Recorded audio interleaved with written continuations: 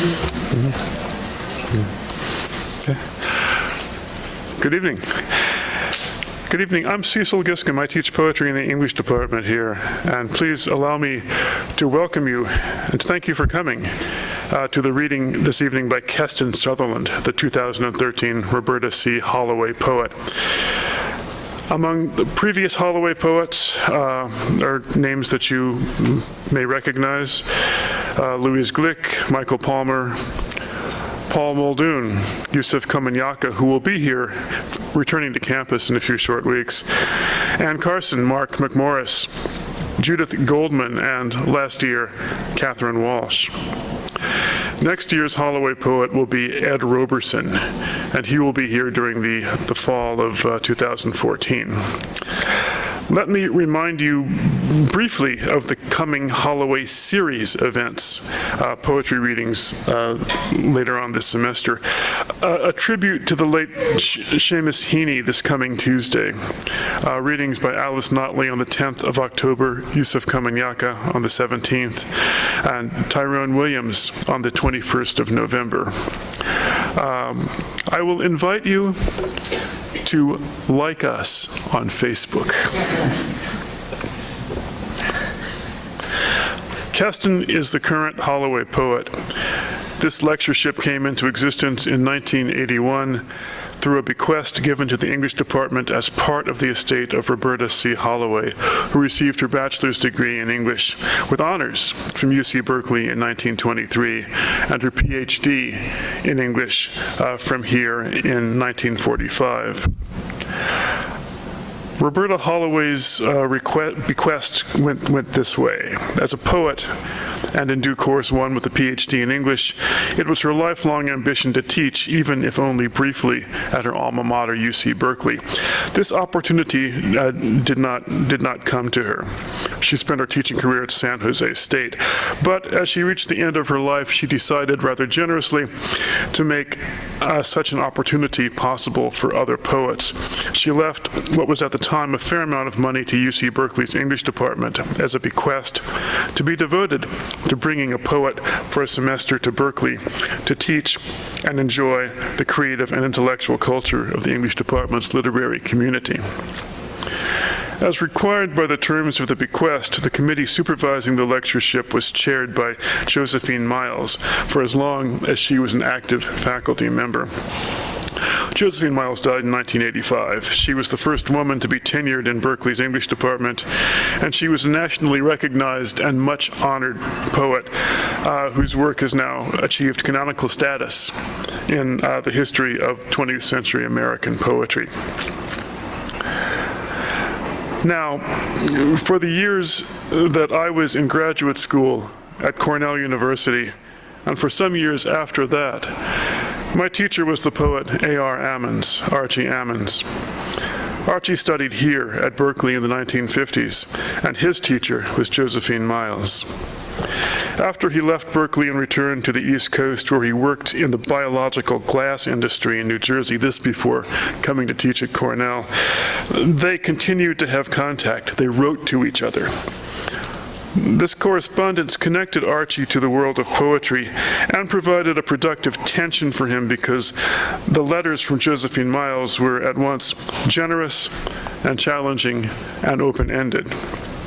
She wrote to him in 1955, "You know, my own judgment of your poetry is that it's wonderful at times, with a lot of ceremonial and obscure dross, but moments of nonchalant wise and humorous insight. Now, who is to say you could have one without the other?" They challenged each other. She wrote him that his work was darned good on infinity, but that she'd like to read him on a glass factory or on New Jersey. Archie, in a 1959 letter, characterized her work to her as beautiful, mystical verse, which you think is so cussed concrete. I'm going to read a poem by Josephine Miles called Find. Diligent in the burnt fields above the sea, the boy searches for what? Sticks, cans. He walks like a rider the rough and stumpy ground, and finds all morning, while the sun travels to crest a blooming fullness of day, just one ant-paste spike, rusted. Says the boy with relish, poison. Often at night his fears have told him these dooms to find in the hills, and his heart lightens to find them there, in fact, black as intended, but small enough. I will yield the podium to Jeffrey G. O'Brien, who will introduce Keston Sutherland. Jeffrey.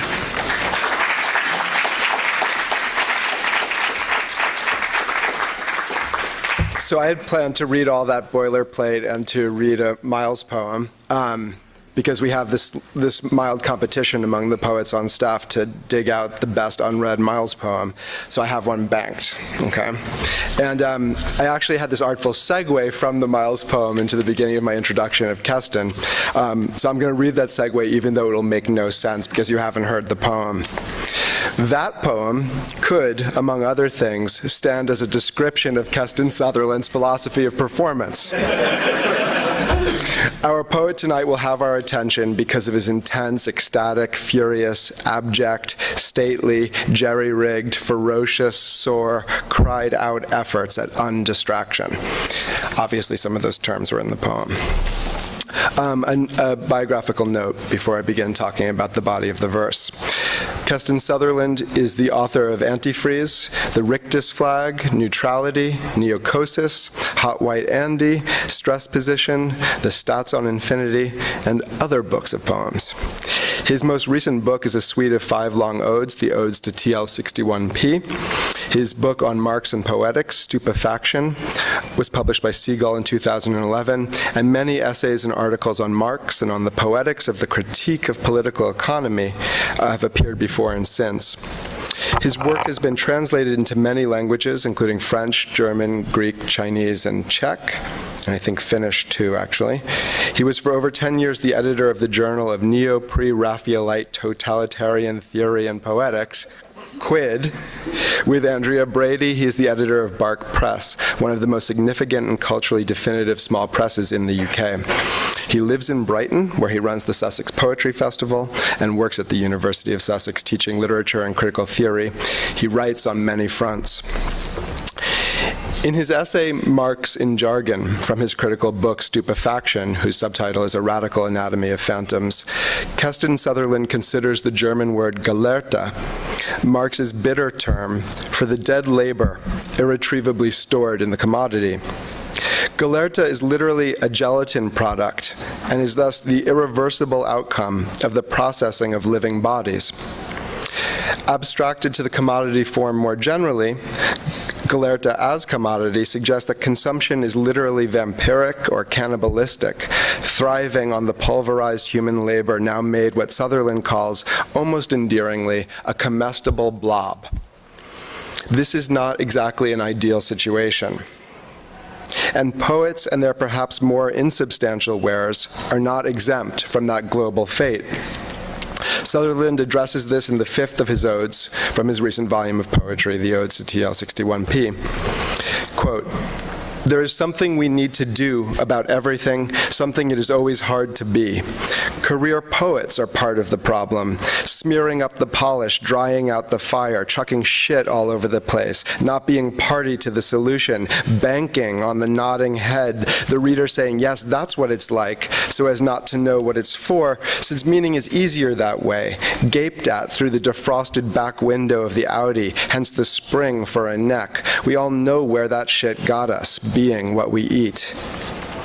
The body as bobblehead, car ornament, biostorage for goods, and the reader and poet as potentially no different, mutually confirming an inert sense of how and what everything is like. Mimesis instead of doing, banking on another person rather than joining persons in the need to do something about everything. There is an endlessly paraphrasable, restatable question running, and it does run, through all Keston Sutherland's work. How could one be other than the final stage of digestion for capital? How does one become the person or subject that could want something other than what is, who could want something better, could want better, differently, such that desiring was not merely a flight from one part of the wrong to another, where it wouldn't be felt immediately as such? How could one want others, connect to the rest in a non-vampiric, non-cannibalistic relation? The answer is not on the page, and not all at once, and not totally. That is, not yet in time, and not here in space, such as they are under capital, though that's no license to stop trying, out there in the where that shit got us, and here in the nowhere of the page. A second question sprints and sleepwalks through the first question. Why, despite his political activism and critiques of political economy, does that wondering also take the form of the poem for Sutherland? How can poetry register a trammeled, encumbered, half-felt, blocked, fading, vulnerable desire that is not equal to shopping or being safe? That desire for collective